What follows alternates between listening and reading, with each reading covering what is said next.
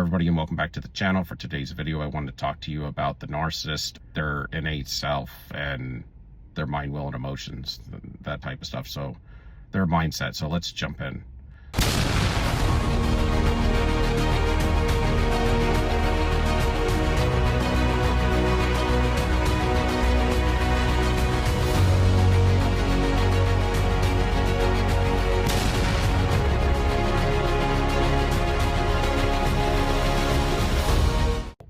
I was just dwelling on some things and researching a few things, but I wanted to talk about how the narcissists, a lot of times, how they became the way they are.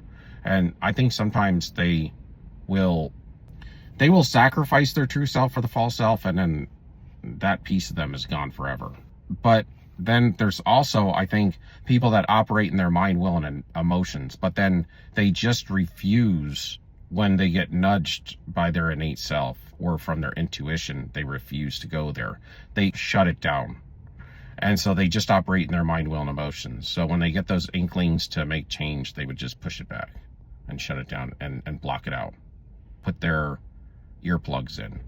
And over time, that caused a sacrifice or a death to their true self. So I think there's two ways an individual can lose their true self. Their innate true self. And I think one is where it becomes some sort of a dark energy indwelling, and then the other one is still cut off. So it might be where you see the difference in the spectrum, from higher to lower.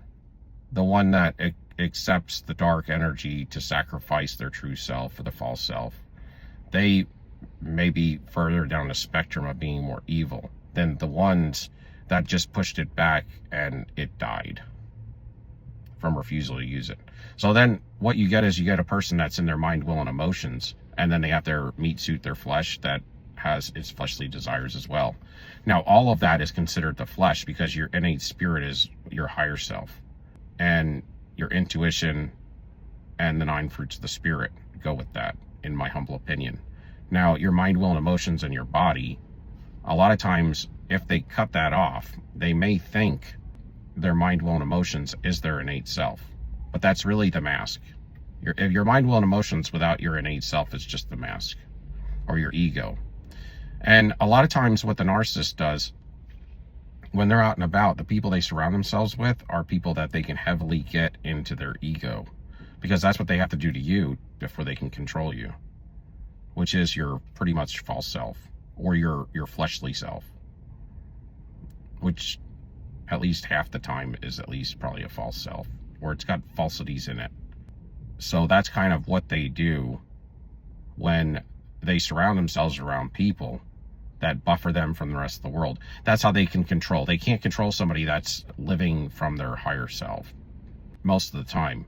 Like, as far as most of the time, meaning if they operate from their true self, say 75% of the time or greater, then they're going to have problems with that individual, because that individual is not going to align with them. But somebody that operates from their true self, like maybe 10% of the time, or none at all either. So that would be kind of a narcissist if it's none at all. And then somebody that's operating at their true self only in certain instances or in certain environments, like maybe on church on Sunday or something, then it's going to be somebody they're going to use as, like, say, a flying monkey or something. And this is how they manipulate what's all around them. They have to manipulate only people that are in ego. And that's where they have the ability to seduce, to control, and to charm, and to put fear. Is usually people, they have to be in ego almost all the time when they're around the narcissist. But the narcissist, once you're in ego, they kind of keep you in ego. It's like they lock you down into ego. You're not cut off from your true self, but especially if you're in a friendship or a relationship with them, then you will be, at least during the times that you're with them and around them, because that's what the false self and what energy they vibrate out, and what covenant or contract or commitment that you have agreed to. is at least when they're around you and in your presence, then you're going to have to be an ego with them. And the thing that breaks you away from the narcissist is typically when you're having that downtime from them, the alone time or the separation through a discard, and they're not with you. That's the time where your higher self or your innate self or your true self will start to come back in, and as you meditate or ponder or ruminate these things, well, it'll start to make you think on the truth of the matters. The other thing is it talks in the Word about these vain imaginations.